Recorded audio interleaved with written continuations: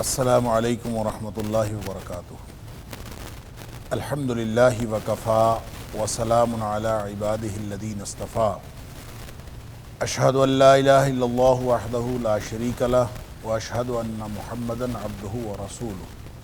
صلی اللہ علیہ وآلہ وسلم۔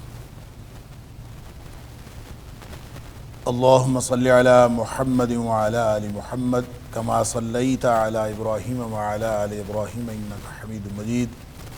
اللہم بارک علی محمد وعلی آل محمد کما بارکت علی ابراہیم وعلی آل ابراہیم انک حمید مجید۔ اما بعد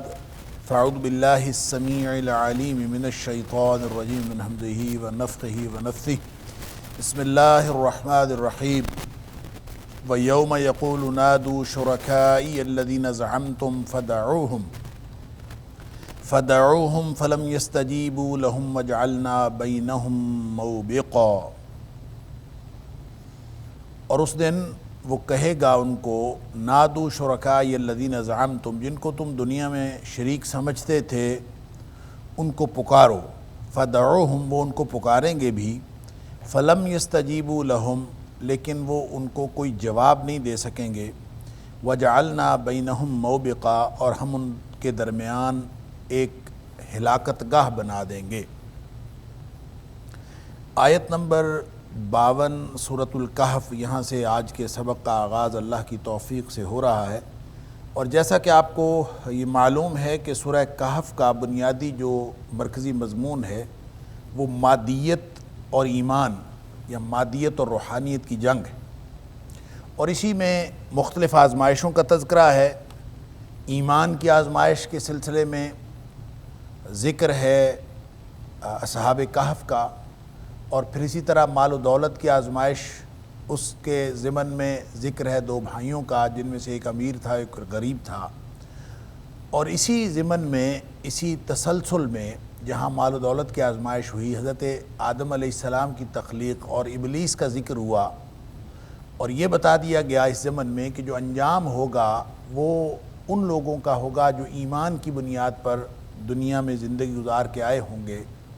اور جو لوگ ایمان کی بنیاد پر نہیں آئے ہوں گے وہ ابلیس کے ساتھی ہوں گے، اور یہ لوگ جہنم میں جائیں گے۔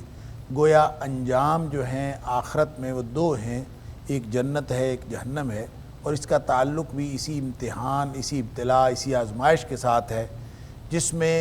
جو حتمی اور آخری کامیابی مادیت کو نہیں ہو سکتی، ایمان کو اور روحانیت کو ہے۔ لہٰذا یہ دنیا، مادے کی دنیا، مادیت پر مبنی دنیا، یہ مال و دولت اور یہ مادی اشیاء، یہ مادی اسباب اور یہ پوری مادی زندگی، اگر یہ ایمان کی بنیاد پر گزاری ہوگی تو یہ ساری کی ساری فائدہ مند ہو جائے گی، اور اگر یہ ایمان کی بنیاد پر نہیں گزاری ہوگی تو یہ نقصان دہ ہو جائے گی۔ تو اسی ضمن میں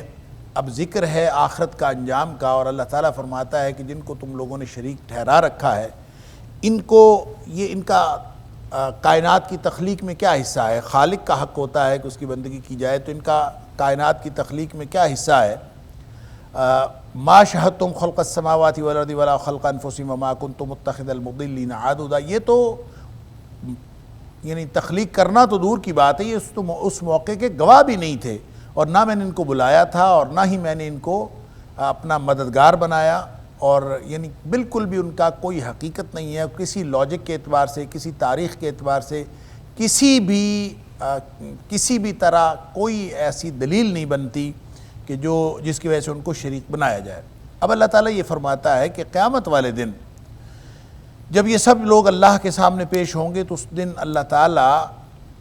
ان کو، مشرکوں کو کہے گا کہ تم اپنے شریکوں کو بلا لو، جس کو تم شریک سمجھتے تھے اللہ کا،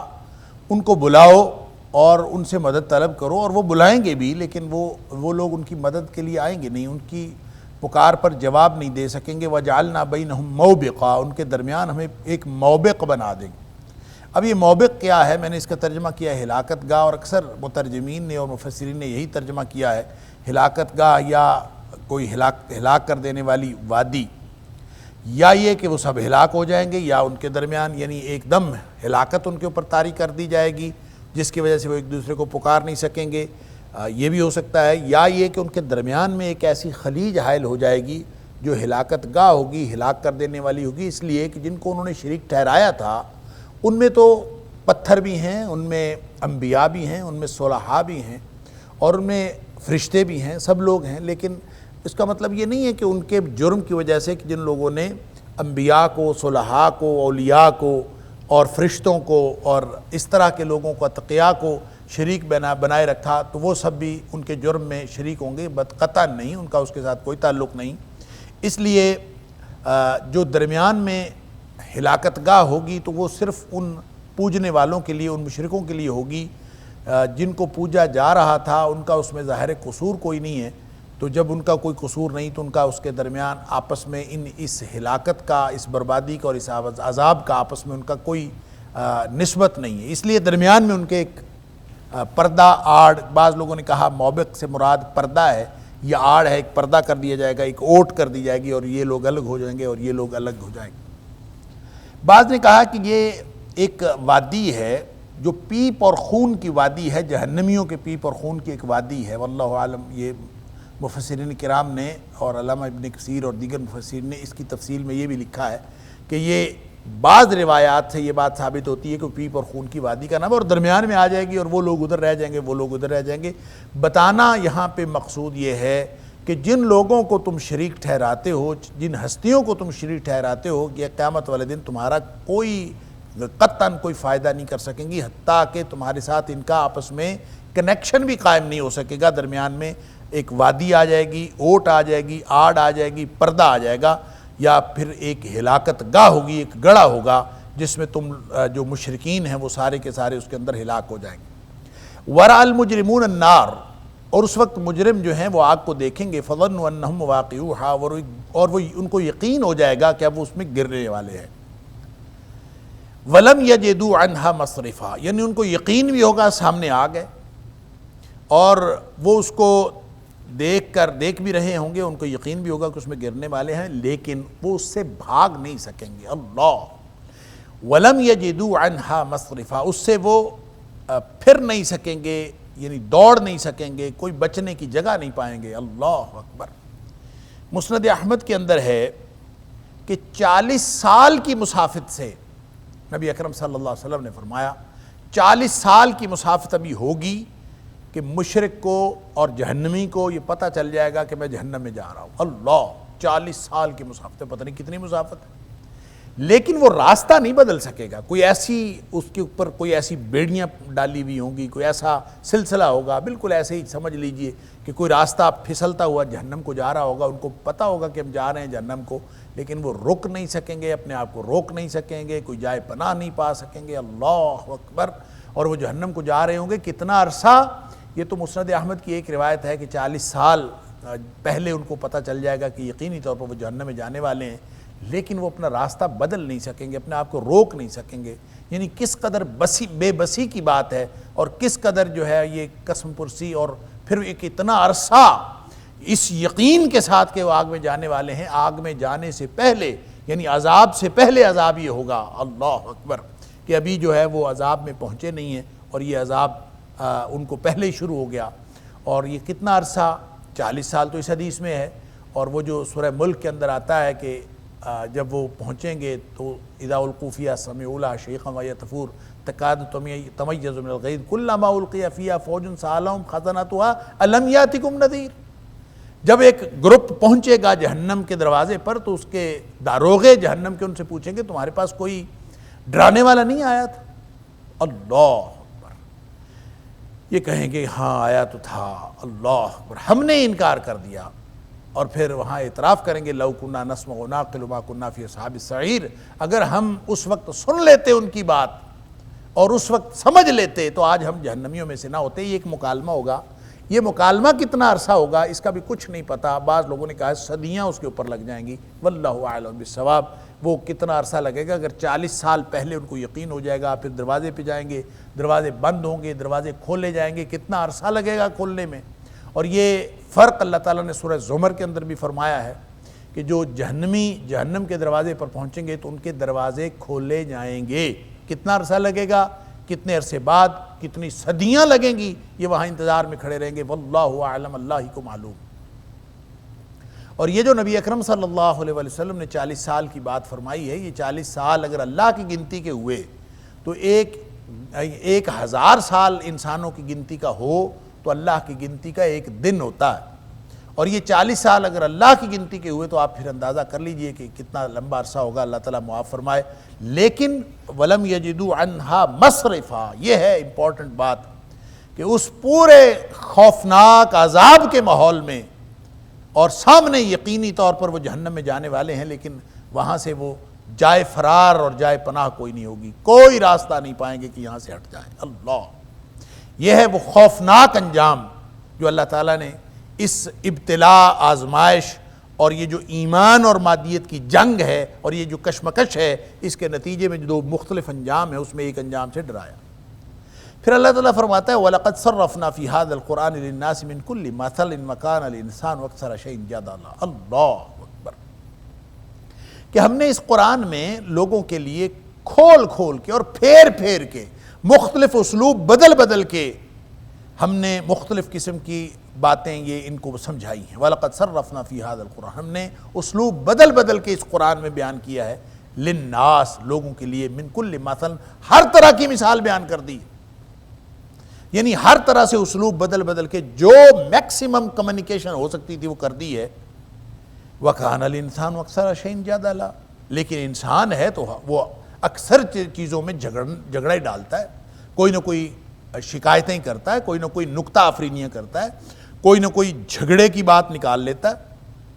وَكَانَ الْإِنسَانُ أَكْثَرَ شَيْءٍ، اللہ اکبر، اکثر چیزوں میں یہ جھگڑا ہی کرتا ہے. بجائے اس کے کہ ان کو تسلیم کر لے، اس کے پاس نکتے بہت ہیں کہنے کو، اس کے پاس کرنے کو باتیں بہت ہیں، اس کے بعد اشکالات بہت ہیں اور نکتہ آفرینیاں بہت ہیں. یہ وہی بات ہے جو اللہ کریم نے وَلَقَدْ صَرَّفْنَا فِي هَذَا الْقُرْآنِ، تصریف آیات جو ہے یہ بھی گویا قرآنی رہنمائی تصریف آیات کے ساتھ اسلوب بدل بدل کر، مختلف مثالیں دے کر اور مختلف قسم کے یعنی تکرار کے ساتھ بار بار وہی بات دہرا کے، ملتی جلتی آیات کو بار بار دہرا کے، اور ایک بات مختلف اسالیب میں یہ سمجھائی گئی ہے. اور پوری جو حق اور باطل کی تاریخی آویزش ہے اس کا پورا ایک سبجیکٹ جو ہے وہ انسان کو کمیونیکیٹ کر دیا گیا ہے کہ یہ ایمان اور مادیت کی کشمکش میں جو اخروی کامیابی ہے، جو اصل کامیابی ہے، وہ ان لوگوں کو ملنی ہے جو ایمان کو محفوظ بنا کر اس کے مطابق زندگی گزار کر اللہ کے پاس گئے ہوں گے. لیکن پھر بھی لوگوں کو نہیں سمجھ آتی، انسان پھر بھی جھگڑالو ہے. وَمَا مَنَعَ النَّاسَ، یہ آیت نمبر 89 سورہ بنی اسرائیل کے اندر بھی یہی بات فرمائی گئی کہ تصریف آیات تقریباً کم و بیش یہ الفاظ جو ہیں اس کے بھی یہی ہیں، صرف تھوڑے سے فرق کے ساتھ. وَكَانَ الْإِنسَانُ أَكْثَرَ شَيْءٍ جَدَلًا جو ہے یہ وہاں پہ نہیں ہے، وہاں فَأَبَىٰ أَكْثَرُ النَّاسِ إِلَّا كَفُورًا، کہ لوگ جو ہے اکثریت جو ہے وہ صرف کفر ہی کرتی ہے. یہاں پہ ہے کہ انسانوں کی اکثریت جو ہے وہ جھگڑا کرتی ہے. وَمَا مَنَعَ النَّاسَ أَن يُؤْمِنُوا إِذْ جَاءَهُمُ الْهُدَىٰ وَيَسْتَغْفِرُوا رَبَّهُمْ، لوگوں کو کس چیز نے روکا ہے؟ یعنی نہیں روکا لوگوں کو أَن يُؤْمِنُوا کہ وہ ایمان لائیں، إِذْ جَاءَهُمُ الْهُدَىٰ جب ان کے پاس ہدایت آ گئی، وَيَسْتَغْفِرُوا رَبَّهُمْ کہ جب ان کے پاس ہدایت آ گئی اور وہ ایمان لائیں اس کے اوپر، کسی چیز نے نہیں روکا. وَيَسْتَغْفِرُوا رَبَّهُمْ، اور یہ کہ وہ استغفار کریں اپنے رب کے ساتھ، اس بات سے بھی کسی چیز نے نہیں روکا. إِلَّا مگر کس نے روکا ہے؟ أَن تَأْتِيَهُمْ سُنَّةُ الْأَوَّلِينَ، یہ کہ ان کے اوپر پہلے جو جیسے لوگوں کا طریقہ آزما لیا جائے. کیا مطلب؟ پہلے جیسے لوگوں کی سنت آزمائی جائے، وہ طریقہ، وہ ان کے اوپر حالات آ جائیں. أَن تَأْتِيَهُمْ سُنَّةُ الْأَوَّلِينَ، اور پہلے لوگوں کی سنت کیا ہے کہ قوم تباہ و برباد ہو گئی، قوم سمود، قوم عاد، قوم نوح جس کا ذکر اللہ کریم اور اصحاب مدین، اور پھر قوم لوط جن کا ذکر اللہ کریم قرآن میں بار بار کرتا ہے کہ وہ تباہ و برباد ہو گئے، اور پھر آل فرعون تباہ و برباد ہو گئے. تو یہ کیا گویا لوگوں کو یہ صرف یہ بات روکے بیٹھی ہے؟ وَمَا مَنَعَ النَّاسَ أَن يُؤْمِنُوا إِذْ جَاءَهُمُ الْهُدَىٰ، جب ہدایت آ گئی تو ان کو ایمان سے کس بات نے روکا ہے، اور استغفار کرنے سے، اپنے رب سے اپنے گناہوں کی بخشش کروا لینے سے کس چیز نے روکا ہے؟ إِلَّا مگر اس بات نے کہ انتاتیہم سنت الاولین، یہ کہ اب ان کے اوپر سابقہ امتوں جیسے حالات گزریں، یعنی ان کے اوپر بھی عذاب آ جائے، او یاتیہم العذاب قبلا، یا پھر ان کے بالکل سامنے عذاب کھڑا آ جائے، سامنے سے عذاب آ جائے، اوپر سے عذاب آ جائے، یہ تباہ و برباد ہو جائیں، ان کے سامنے سے عذاب آ جائے، گویا یہ اللہ کے عذاب کا انتظار کر رہے ہیں، اور تو کوئی رکاوٹ اب اللہ پر ایمان لانے اور اس سے استغفار کرنے، اپنے گناہ بخشوا لینے میں اور تو کوئی رکاوٹ ہے نہیں، گویا اب یہ اپنے اوپر عذاب کا انتظار کر رہے ہیں۔ اللہ تعالیٰ معاف فرمائے۔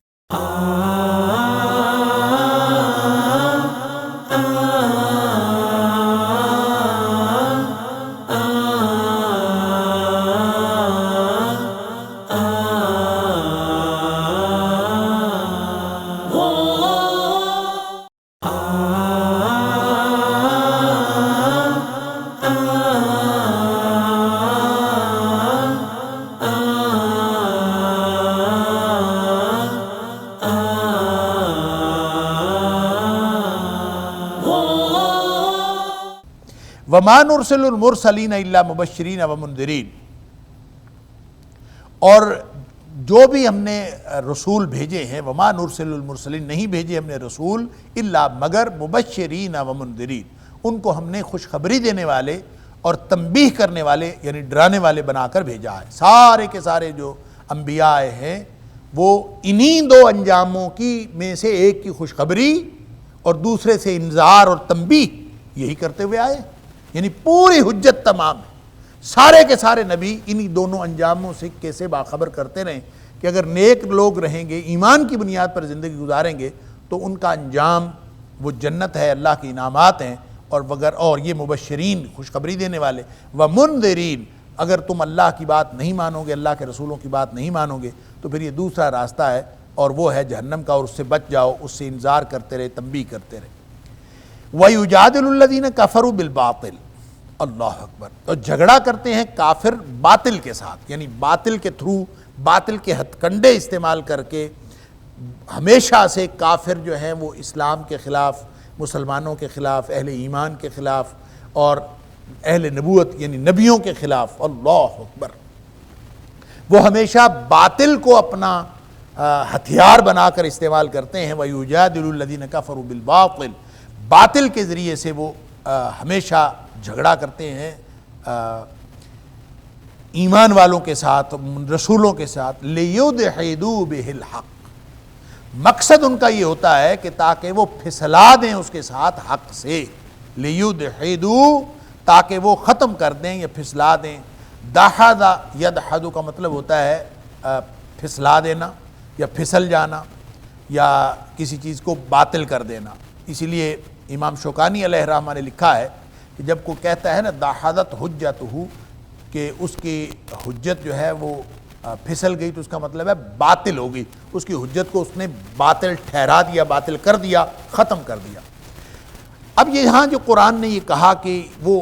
باطل کے ذریعے سے حق کو ختم کرنے کی کوشش کر رہے ہیں، گویا یہ کافروں کی کوشش ہے۔ کافر ہمیشہ سے اس کاوش میں لگے ہیں، اپنی ساری تگ و دو اس بات پہ لگائے ہوئے ہیں کہ وہ قرآن اور صاحب قرآن کے خلاف اپنے سارے دلائل اس لیے لے کے آئیں، باطل کے سارے ہتھ کنڈے اس لیے استعمال کریں، لِيُدْحِضُوا بِهِ الْحَقِّ، تاکہ وہ اس کے ذریعے سے حق کو نیچا دکھائیں، حق کو ختم کریں، یہ ان کا کام۔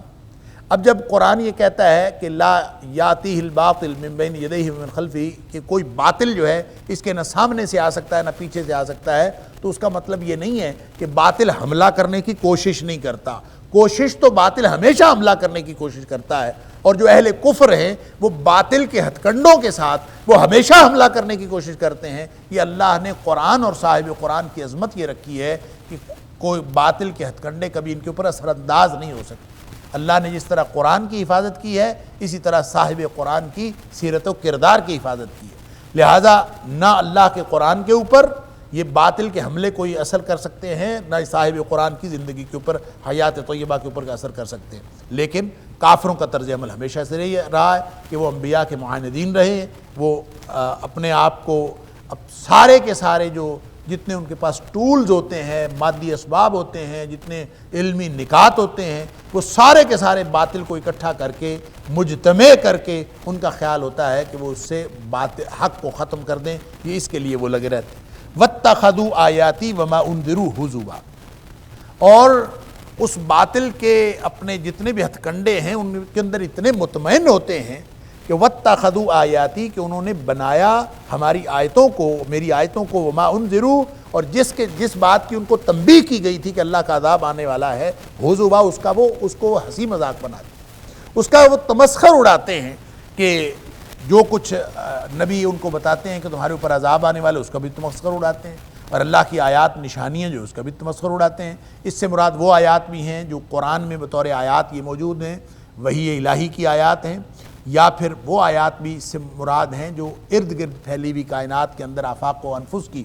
آیات ہیں، اور ان آیات کے اندر اور ان آیات کے اندر جو قرآن میں نازل ہوئی ہیں کوئی فرق نہیں ہے اپنی حقانیت، صداقت اور ان کی آپس میں سنکرونائزیشن جو ہے ان کے اعتبار سے۔ وَمَنْ أَظْلَمُ مِمَّنْ ذُكِّرَ بِآيَاتِ رَبِّهِ فَأَعْرَضَ عَنْهَا، اس سے بڑا ظالم کون ہوگا جس کو نصیحت کی جائے اس کے رب کی آیات کے ساتھ، فَأَعْرَضَ عَنْهَا، اور اس سے وہ منہ پھیر دے۔ اللہ اکبر، یعنی اس سے بڑی کوئی بڑا پاپی، بڑا ظالم کوئی ہو سکتا ہے جس کو اللہ کے قرآن کی آیات سنائی جائیں اور اس کے ذریعے سے اس کو نصیحت کی جائے،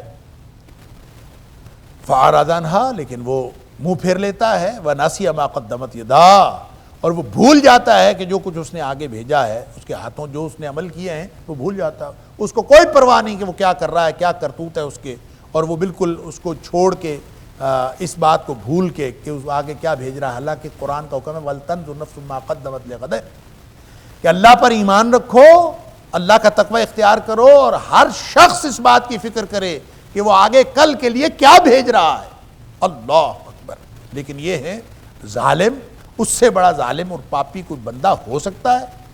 کہ وہ جو اللہ کی آیات سے اعراض بھی کرتا ہے، پھر منہ پھیر کے پھرتا ہے، اس کو پرواہ کوئی نہیں ہے۔ دنیا میں قرآن پڑھا جا رہا ہو، اللہ کی آیات سنائی جا رہی ہوں، ارد گرد پھیلی ہوئی کائنات کے اندر اللہ کی آیات توحید کی دعوت دے رہی ہوں، اس کو کوئی فرق نہیں پڑتا، فَأَعْرَضَ عَنْهَا، اس سے وہ منہ پھیر لیتا۔ جیسے سورہ یوسف کی ایک آیت جو میں بار بار دہراتا ہوں، وَكَأَيٍّ مِّنْ آیَةٍ فِي السَّمَاوَاتِ وَالْأَرْضِ يَمُرُّونَ عَلَيْهَا، کتنی ہی آیات ہیں، کتنی ہی آیات ہیں زمین و آسمان، یمرون علیہا، نشانیاں ہیں اس کے اوپر، ہر وقت وہ گزرتے ہیں، وَهُمْ عَنْهَا مُعْرِضُونَ، لیکن یہ توجہ نہیں کرتے، منہ پھیر کے گزر جاتے ہیں۔ اللہ اکبر، تو فرمایا اس سے بڑا ظالم کون ہے جو اللہ کی آیات کے ذریعے سے نصیحت کیا جائے اور پھر وہ اس سے منہ پھیر لے، اور وہ اس بات کو بھی بھول جائے کہ اس کے کرتوت کیسے ہیں، اس نے کیا اعمال آگے بھیجے ہیں، اس کو بھی بھول جائے۔ فرمایا اِنَّا جَعَلْنَا عَلَىٰ قُلُوبِهِمْ أَكِنَّةً، جو اس طرح کا کردار رکھتا ہے، جو فکری اور عملی اعتبار سے اس طرح سے بے حس ہو جاتا ہے اور جمود کا شکار ہو جاتا ہے اور زنگ آلود ہو جاتا ہے اپنے فکری اعتبار سے بھی اور اپنے کردار کے اعتبار سے بھی، فرمایا ہم پھر ان کے اِنَّا جَعَلْنَا عَلَىٰ قُلُوبِهِمْ أَكِنَّةً، ہم ان کے پھر دلوں کے اوپر پردے ڈال دیتے ہیں۔ اللہ اکبر، أَن يَفْقَهُوهُ، ان کی پھر سمجھ بند ہو جاتی ہے، یعنی اس بات کے اوپر کہ وہ ان کے اندر، ان کے دل و دماغ کے اندر کوئی سمجھنے کی جو صلاحیت ہے گویا وہ سلب کر لی جاتی ہے ان کے کرتوتوں کے سبب، ان کے کردار کے سبب۔ اِنَّا جَعَلْنَا عَلَىٰ قُلُوبِهِمْ أَكِنَّةً أَن يَفْقَهُوهُ، ہم نے بنا دیا ہے ان کے دلوں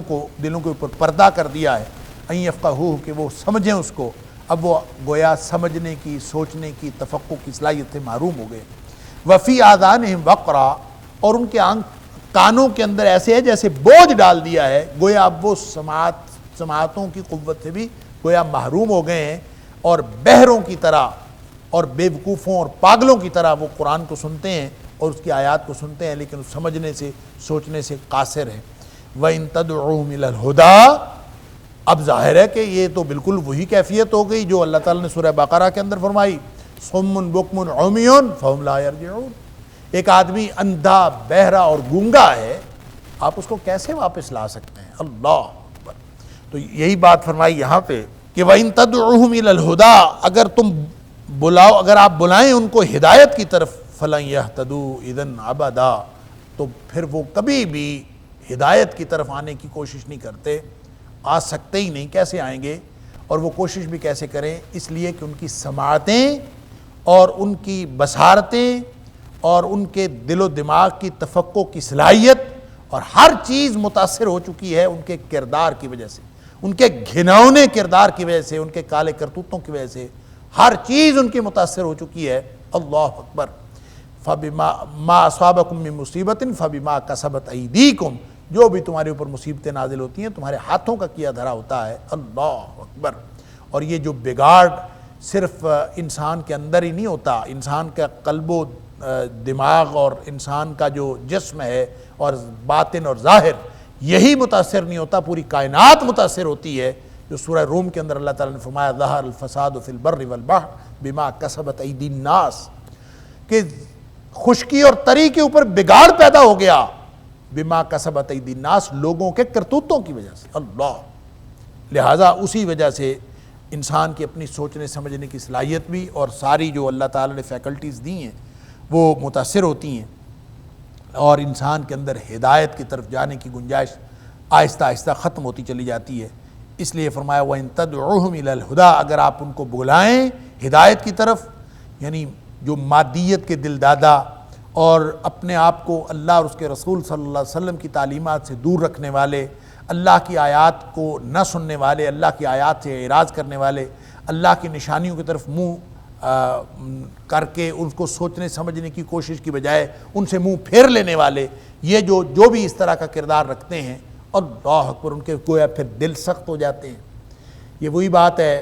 جو دلوں کی سختی لعنت کی علامت ہے، جو اللہ تعالیٰ نے سورہ مائدہ کے اندر فرمایا فَبِمَا نَقْضِهِمْ مِيثَاقَهُمْ لَعَنَّاهُمْ وَجَعَلْنَا قُلُوبَهُمْ قَاسِيَةً، بنی اسرائیل نے جو وعدے توڑے تو ان کے وعدہ توڑنے کی وجہ سے ہم نے ان کے اوپر لعنت کر دی، وَجَعَلْنَا قُلُوبَهُمْ قَاسِيَةً، ان کے دل ہم نے سخت کر دیے۔ گویا دلوں کی سختی، سوچنے سمجھنے کی صلاحیت سے محرومی، یہ دراصل اللہ کی لعنت کا موجب ہے۔ اور لعنت کس وقت پڑتی ہے؟ انسان کے کرتوتوں کے سبب پڑتی ہے، اللہ کے وعدے توڑنے کی وجہ سے پڑتی ہے، رسولوں کی دشمنیوں کی وجہ سے پڑتی ہے، ایمان کے تقاضوں کو ملحوظ نہ رکھنے کی وجہ سے پڑتی ہے۔ اور یہ چھوٹے چھوٹے اعمال بھی جو ایمان کی بنیاد پر نہ کیے جائیں، دیگر بنیادوں پر کیے جائیں، اس سے یہ لعنت پڑتی ہے، اور انسان اس تفقہ کی صلاحیت سے اور سماعتوں بصارتوں کی جو حقیقی صلاحیت ہے اس سے محروم ہوتا چلا جاتا ہے۔ پھر آنکھیں ہوتی ہیں لیکن انسان اس سے دیکھتا نہیں ہے۔ اللہ اکبر۔ وَلَهُمْ أَعْيُنٌ لَا يُبْصِرُونَ بِهَا، اللہ، آنکھیں ہوتی ہیں لیکن وہ دیکھنے والی بصارت نہیں ہوتی۔ وَلَهُمْ آذَانٌ لَا يَسْمَعُونَ بِهَا، ان کے پاس ہوتے ہیں کان لیکن اس سے وہ سن نہیں سکتے۔ اللہ اکبر، حالات ہی ہو جاتے ہیں۔ اور پھر فرمایا وَلَهُمْ قُلُوبٌ لَا يَفْقَهُونَ بِهَا، ان کے پاس دل ہوتے ہیں اسے سمجھ نہیں سکتے۔ وَلَهُمْ أَعْيُنٌ لَا يُبْصِرُونَ بِهَا وَلَهُمْ آذَانٌ لَا يَسْمَعُونَ بِهَا، ساری صلاحیتیں بظاہر موجود ہوتی ہیں، آرگنز موجود ہوتے ہیں، دماغ موجود ہوتا ہے، دل موجود ہوتا ہے، اور کان بھی موجود ہوتے ہیں، آنکھیں بھی موجود ہوتی ہیں، لیکن دیکھنے، سننے، سمجھنے کی صلاحیت سے محروم۔ اس لیے فرمایا اولئک کالانعام بل ہم اضل،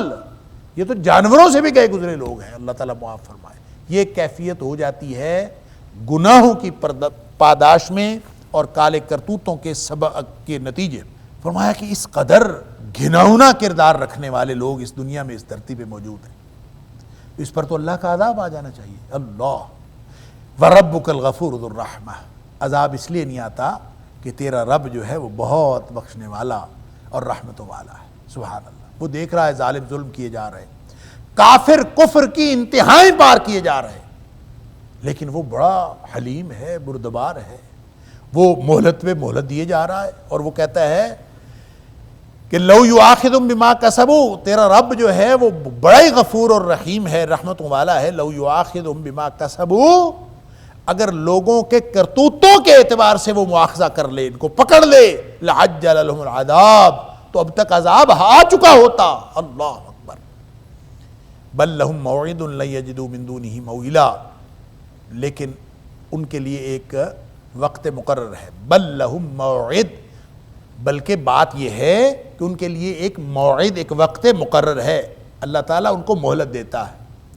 مہلت دے کے جن لوگوں کے خمیر میں اور جن لوگوں کے ضمیر میں ابھی نیکی کا کوئی جذبہ، کوئی رمق باقی ہوتی ہے، وہ واپس آ جاتے ہیں، اس مہلت سے فائدہ اٹھاتے ہیں۔ اور جو لوگ اس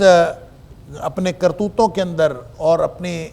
سیاہ کاریوں کے اندر بہت پختہ ہو چکے ہوتے ہیں، وہ اور زیادہ سیاہ کاریوں میں مبتلا ہوتے ہیں، وہ اپنا عذاب اور زیادہ اضافہ کرتے چلے جاتے ہیں۔ اللہ فرماتا ہے کہ یہ جو عذاب فوری طور پر نہیں آتا، یہ بھی تو اللہ کی رحمت ہے، وَرَبُّكَ الْغَفُورُ ذُو الرَّحْمَةِ، اللہ اکبر۔ اور دوسری جگہ اللہ تعالیٰ نے فرمایا وَلَوْ يُؤَاخِذُ اللَّهُ النَّاسَ بِمَا كَسَبَتْ أَيْدِيهِمْ، اگر اللہ پکڑ لے لوگوں کو ان کے کرتوتوں کے سبب، ما ترک علی ظہرہا من دابۃ، تو روئے زمین پر آپ کو کوئی جانور، کوئی جاندار چلتا ہوا نظر نہ آئے، اس لیے کہ اللہ کا عذاب اس قدر سخت آ جائے اگر اللہ تعالیٰ فوری طور پر پکڑ لے۔ لیکن وَلَٰكِن يُؤَخِّرُهُمْ إِلَىٰ أَجَلٍ مُّسَمًّى، لیکن اللہ ایک خاص وقت تک کے لیے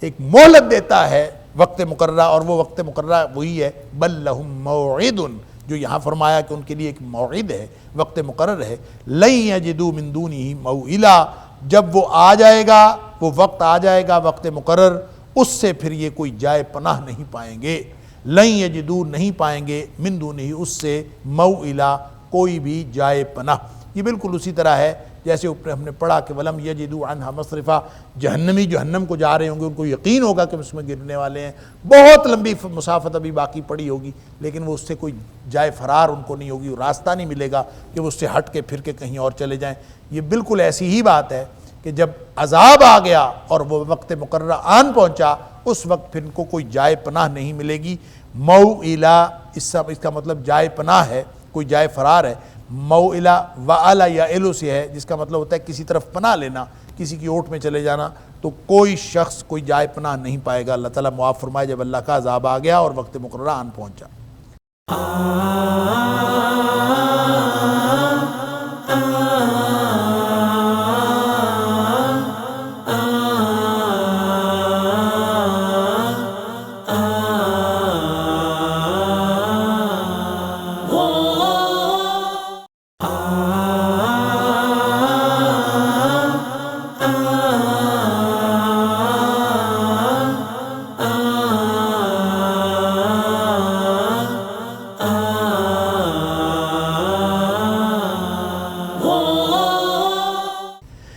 وَتِلْكَ الْقُرَىٰ أَهْلَكْنَاهُمْ لَمَّا ظَلَمُوا وَجَعَلْنَا لِمَهْلِكِهِمْ مَوْعِدًا، اور یہ جو بستیاں ہیں اہلکناہم، ان کو ہم نے ہلاک کیا ہے، لما ظلموا، اس وقت جب انہوں نے ظلم کیا، وَجَعَلْنَا لِمَهْلِكِهِمْ مَوْعِدًا، اور ان کی ہلاکت کے لیے ہم نے ایک وقت مقرر کیا ہوا تھا۔ اللہ اکبر، یعنی وقت مقررہ سے مراد صرف قیامت نہیں ہے، دنیا میں بھی عذاب آ سکتا ہے۔ اور مثال کے طور پر جو عرب کے قرب و جوار کی بستیاں تھیں جن کا ذکر قرآن بار بار کرتا ہے، جیسے قوم سمود ہے، قوم سبا ہے، اور اسی طرح سے جو قوم لوط ہے اور اصحاب مدین ہے، جس طرح ان کے اوپر عذاب آیا، اور وہ بالکل عرب کے ارد گرد، یعنی اس وقت کے عرب کے اندر ہی سمجھ لیجئے کہ وہ ان کے مختلف خطوں میں ان کے راستوں پر ان کی بستیاں تھیں۔ تو فرمایا وَتِلْكَ الْقُرَىٰ أَهْلَكْنَاهُمْ لَمَّا ظَلَمُوا، یہ بھی اپنے ظلم کے سبب جو ہے ہلاکت و برباد ہو چکی ہیں۔ اور وَجَعَلْنَا لِمَهْلِكِهِمْ مَوْعِدًا، ان کے ہلاک کرنے کے لیے بھی ہم نے ایک وقت مقرر کیا ہوا تھا، اور وہ مقرر وقت جب آن پہنچا تو یہ سب ہلاک برباد ہو گئے۔ اور اس میں تنبیہ ہے کفار مکہ کے لیے، قریشی سرداروں کے لیے، اور رہتی دنیا تک آنے والے جبابرہ اور فرائنہ کے لیے، کہ اللہ تعالیٰ کا وقت مقرر جب آ جائے تو ضروری نہیں ہے کہ پھر قیامت کا انتظار کیا جائے، دنیا میں بھی عذاب آ سکتا ہے، اللہ تعالیٰ کسی کو بھی کسی بھی وقت گرفت کر سکتا ہے۔ اس مہلت سے فائدہ اٹھا لیا جانا چاہیے جو اس وقت مہلت ملی ہوئی ہے۔ یہاں تک گویا ایک جو بیان شروع ہوا تھا آیت نمبر 32 سے، کہ مال و دولت کی آزمائش، اور دو مختلف طرح کے لوگ، ایک صاحب ایمان غریب آدمی، ایک صاحب کفر امیر آدمی، اس کی امارت نے، اس کی دولت نے اس کو کوئی فائدہ نہیں دیا۔ آزمائش دونوں کے لیے تھی، ایک غریب تھا وہ اس آزمائش میں کامیاب تھا، ایک امیر تھا وہ آزمائش میں ناکام تھا، مادیت کی وجہ سے وہ ناکام ہوا۔ وگرنہ اگر کوئی شخص مالدار ہو اور وہ مالدار ہو کے بھی اپنے ایمان کی بنیاد پر زندگی گزارے تو وہ ساری سعادتیں حاصل کر سکتا ہے جو اللہ تعالیٰ نے اہل ایمان کے لیے رکھی ہیں۔ لیکن چونکہ وہ کافر تھا، امیر تھا، مومن تھا، غریب تھا، ان دونوں کا انجام مختلف ہونا تھا۔ پھر اللہ تعالیٰ نے انسانی زندگی کی حقیقت بتائی، پھر آدم علیہ السلام کا ذکر کیا ان کے دشمن ابلیس کا ذکر کیا جس نے سجدہ نہیں کیا، اور پھر انجام کا ذکر کیا۔ گویا یہ پورا بیان جو ہے اس پورے قضیے کو اور اس حق و باطل کی آویزش کو اور مادیت اور ایمان کی اس جنگ کو اور حق اور باطل کی اس کشمکش کو اور ان کے جو دو مختلف انجام ہیں ان کی حقیقت کو واضح کرتا ہے کہ یہ بالکل دو الگ الگ چیزیں۔ لیکن مسئلہ یہ ہے کہ انسان اس دنیا میں رہتے ہوئے ظاہری چیزوں کو دیکھ کر اس حق اور باطل کی جنگ میں بہت سارے کنفیوژن کا شکار ہو جاتا ہے۔ کیوں؟ ہم دیکھتے ہیں کہ ظالم بہت سارے انعامات سے مستفید ہو رہا ہوتا ہے، ظالم کو فتوحات مل رہی ہوتی ہیں، گناہگار جو ہے وہ عیش کر رہے ہوتے ہیں، اور جو اللہ اور اس کے رسول صلی اللہ علیہ وسلم کے نافرمان ہیں ان کو دنیا کی بے شمار نعمتیں ملی ہوتی ہیں۔ اس کے مقابلے میں جو اہل حق ہیں وہ بیچارے قسم پرسی کا شکار ہوتے ہیں، مغلوبیت کا شکار ہوتے ہیں، اور اہل حق جو ہیں ان کو دنیاوی انعامات کی بجائے دنیاوی مصائب کا سامنا ہوتا ہے۔ تو یہ مغلوبیت، مصائب اور حالات اس طرح کے یہ دیکھ کر عام طور پہ آدمی ظاہری حالات کو دیکھ کر یہ سمجھ نہیں پاتا کہ جو اہل اللہ ہیں ان کو کیوں دنیا کی نعمتیں نہیں دی جا رہی، اور دنیا میں جو کامیابی اور ناکامی کا معیار ہے وہ لوگ یہ سمجھ بیٹھتے ہیں اور یہ بنا بیٹھتے ہیں کہ شاید جو دنیا کی فتوحات ہیں اور دنیا کی جو کامیابیاں ہیں اور دنیا کا جو غلبہ ہے اور جو مادی نعمتوں کی فراوانی ہے یہ شاید اللہ کی رحمت کی ایک نشانی ہے، یہ سمجھ بیٹھتے ہیں، یہ غلط فہمی ہوتی ہے۔ تو یہ بتانے کے لیے کہ یہاں ظاہری طور پر جو بھی حالات ہوں، اصل معاملہ اللہ کے ہاں کچھ اور ہوتا ہے۔ ساری چیزیں وہ نہیں ہوتی جو تمہیں نظر آ رہی ہوتی، اصل حقیقت کوئی اور ہوتی ہے۔ ظاہری طور پر بہت ہی بری چیز ہو جو اللہ تعالیٰ نے فرمایا کہ ہو سکتا ہے کہ تم کوئی چیز ناپسند کر رہے ہو، اور اللہ نے وَيَجْعَلَ اللَّهُ فِيهَا اس میں وَيَجْعَلَ اللَّهُ فِيهِ خَيْرًا كَثِيرًا، اللہ نے اس کے اندر تمہارے لیے بہت بڑی خیر بنائی ہو، یہ ہو سکتا ہے۔ اور کوئی ایک چیز تم اچھی سمجھ رہے ہو وہ تمہارے لیے بری ہو، تو کیسے پتہ چلے گا؟ ظاہر ہمیں نہیں پتہ چل سکتا۔ اس لیے اللہ تعالیٰ نے سورہ آل عمران کے اندر اور مختلف جگہوں پہ اللہ تعالیٰ نے فرمایا یہ اس دو جو مختلف طرح کی کیفیات ہیں ان کو ظاہر پر محمول نہ کیا جائے، انجام اللہ کے پاس۔ دنیا میں جو ظاہری لا یغرنک تقلب الذین کفروا فی البلاد، یہ جو کافروں کا زمین میں شہروں میں دندناتے پھر رہا ہے، یہ کبھی تمہیں کسی دھوکے میں مبتلا نہ کرے۔ متاع قلیل ثم مأواہم جہنم، یہ تو بہت تھوڑا سا سامان ہے، تھوڑا سا فائدے کا سامان ہے، پھر انہوں نے جہنم میں جانا ہے، اللہ تعالیٰ معاف فرمائے۔ تو یہ جو ظاہری نعمتیں ہیں یہ بعض اوقات انسان کو پریشان کرتی ہیں جب یہ کافروں کو مل رہی ہوتی ہیں اور مسلمانوں کو اور جو اہل ایمان ہیں وہ ان سے محروم ہوتے ہیں۔ تو یہ ایک کیفیت ہے، جیسے نبی اکرم صلی اللہ علیہ وسلم نے فرمایا لو کانت الدنیا تعدل عند اللہ جناح بعوضۃ، اگر یہ دنیا کی زندگی، یہ دنیا جو ہے یہ ساری کی ساری اللہ کے نزدیک یہ مچھر کے پر کے برابر بھی ہوتی، ما سقا کافرا شربۃ من ماء، تو اللہ تعالیٰ کسی کافر کو ایک گھونٹ پانی کا نہ دیتا۔ اس کا مطلب یہ ہے کہ دنیا کی چیزیں جو اللہ تعالیٰ دیتا ہے یہ کامیابی کا معیار نہیں ہے۔ دنیاوی فتوحات، غلبہ، کثرت، اللہ اکبر، حتیٰ کہ افرادی قوت بھی زیادہ ہو، فالوئنگ زیادہ ہو، آپ کے پیچھے کثرت ہو لوگوں کی، یہ بھی کسی کامیابی کی دلیل نہیں ہے۔ اللہ اکبر، اس لیے کہ اللہ تعالیٰ نے فرمایا کہ لا یستوی الخبیث والطیب ولو اعجبک کثرت الخبیث، ناپاک اور پاک کبھی برابر نہیں ہو سکتے، چاہے آپ کو ناپاک کی کثرت اچھی لگ رہی ہو، وہ آپ کو اچھی عجیب معلوم ہو کہ یہ تو کیا بات ہے جناب، یہ اتنے لوگ ہیں، تو کثرت جو ہے وہ کسی چیز کا کوئی معیار نہیں ہوتی، بلکہ فرمایا وَإِن تُطِعْ أَكْثَرَ مَنْ فِي الْأَرْضِ يُضِلُّوكَ عَنْ سَبِيلِ اللَّهِ، اگر آپ اکثریت کی پیروی کرنا شروع کر دیں گے تو یہ تو آپ کو اللہ کے راستے سے ہٹا دیں گے اور گمراہ کر دیں گے۔ لہٰذا یہ معیارات نہیں۔ معیار کیا ہے؟ معیار اللہ کے ہاں انسان کا وہ مقام ہے جو ان اعمال کی بنیاد پر ہوگا جو انسان دنیا میں کر رہا ہے، اور وہ اس کا بدلہ ملے گا موت کے بعد اخروی زندگی، وہ جو اصل زندگی۔ یہ دنیا امتحان ہے، امتحان کے دوران اگر کسی کو اچھے حالات بھی مل جائیں یا برے حالات مل جائیں اس سے فرق کیا پڑتا؟ اگر یہ یقین ہو اور ایمان ہو اللہ اکبر، کہ میرا اللہ وہ میرے ہر عمل کو دیکھ رہا ہے اور میرا ہر عمل لکھا جا رہا ہے اور اس کا مجھے اجر ملے گا، تو دنیا میں جتنے مرضی مشکل حالات آ جائیں، دنیا کی مشکلات پہ انسان کو پریشانی کیوں ہوتی ہے جب اس کو معلوم ہے کہ سب تقدیر اللہ کے ہاتھ میں ہے اور اللہ کے ہاں میرا ایک اجر ہے اور اصل زندگی آخرت کی زندگی ہے۔ اگر یہ یقین ہو جائے تو دنیا کی پریشانیاں اسی وقت ختم ہو جاتی ہیں۔ لیکن چونکہ انسان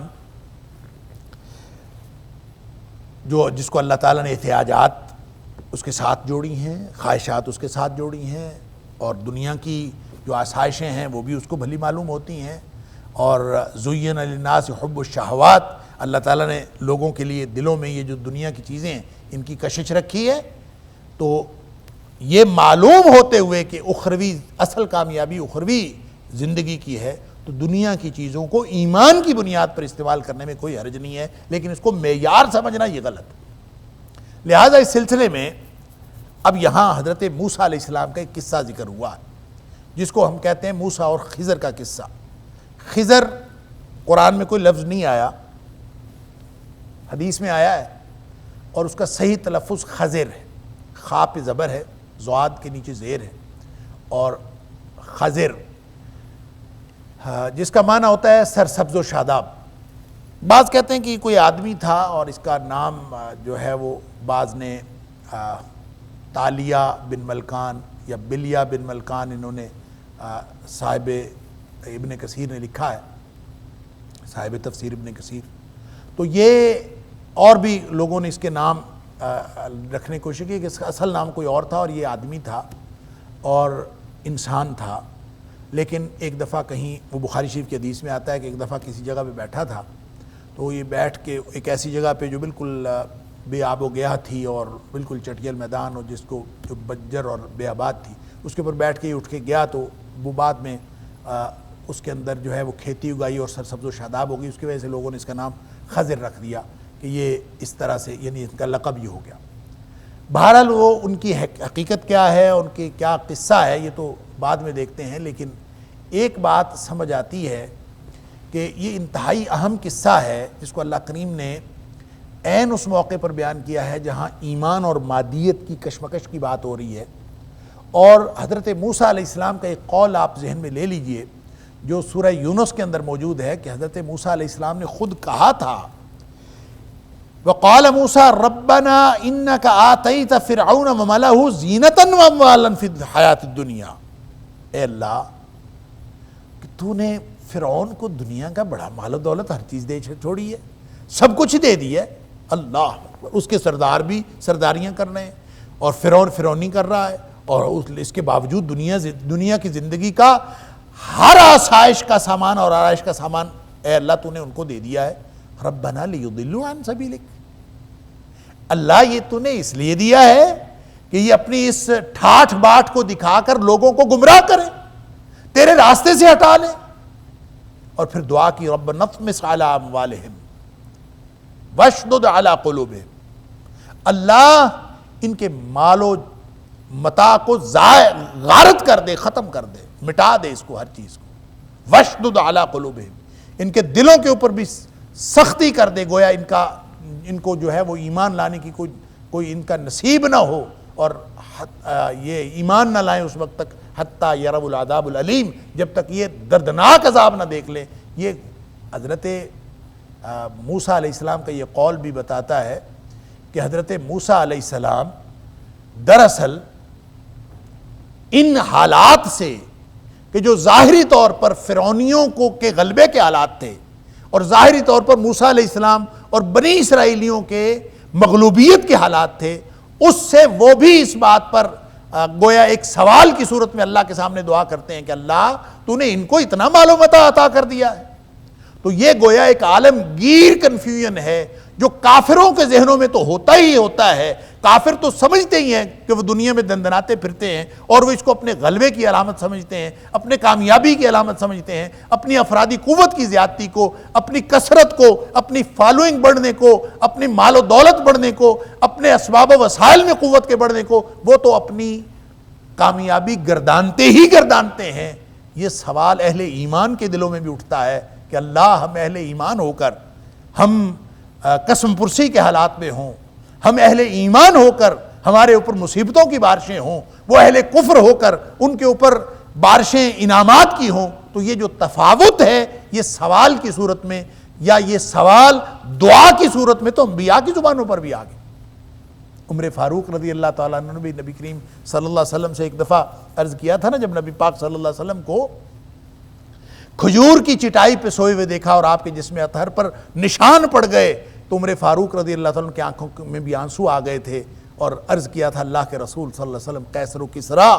کافر ہیں، اللہ کے دشمن ہیں، ان کو تو نرم اور گرم بستر میسر ہوں اور ان کو تو تخت میسر ہوں، اور آپ سرور کائنات اللہ کے محبوب اور اللہ کے بعد کائنات کی سب سے بزرگ ہستی، اور آپ جو ہے چٹائی پہ سوئے اور آپ کے جسم اطہر پر نشان پڑ گئے، اللہ اکبر۔ عمر فاروق رضی اللہ تعالیٰ عنہ کا یہ سوال یہ بھی اصل میں اسی کنفیوژن کو ظاہر کرتا ہے۔ اہل ایمان بھی اپنے دل میں کبھی نہ کبھی یہ سوچتے ہیں کہ ہمارے ساتھ یہ حالات کیوں ہیں۔ اللہ نبی اکرم صلی اللہ علیہ وآلہ وسلم گھر میں کھانے کو کچھ نہیں، کئی دن گزر جاتے ہیں، 2 مہینے گزر جاتے ہیں، گھر میں چولہا نہیں جلتا، اور کھانے کو جو پانی اور کھجوریں میسر ہوتی ہیں، بعض اوقات صرف پانی سے کئی دن گزرتے ہیں، کھانے کو کھجور بھی نہیں ملتی۔ اللہ، اور کئی واقعات ایسے آتے ہیں۔ نبی اکرم صلی اللہ علیہ وسلم گھر سے نکلے، آپ بھوک نے ستایا اور گھر سے نکلے، دیکھا تو ابوبکر اور عمر بھی باہر تھے، ان سے بات ہوئی تو پتہ چلا ان کو بھی بھوک نے ستایا اور کچھ نہیں ملا اور وہ بھی باہر نکلے ہوئے۔ اللہ اکبر۔ اور پھر جب کسی صحابی نے، غالباً ابو ایوب انصاری رضی اللہ تعالیٰ عنہ نے ان تینوں احباب کی دعوت کی اور بکری کا بچہ ذبح کر کے ان کو کھانا کھلایا، تو حضرت نبی اکرم محمد کریم صلی اللہ علیہ وسلم سرور کائنات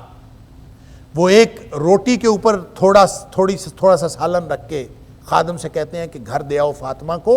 اس لیے کہ وہ بھی کئی دن کی بھوکی ہے۔ آپ اندازہ تو کریں، یہ سوال تو اٹھتا ہے نا کہ کافر جو ہیں عیاشیاں کرتے پھریں اور نبی اکرم صلی اللہ علیہ وسلم اور جو صحابہ کرام ہیں اور جو اہل اللہ ہیں وہ مغلوبیت میں ہوں اور وہ قسم پرسی کے حالات میں ہوں۔ یہ وہ سوال ہے جس کا جواب اللہ کریم نے یہاں واقعہ موسیٰ و خضر کے اندر دیا۔ اللہ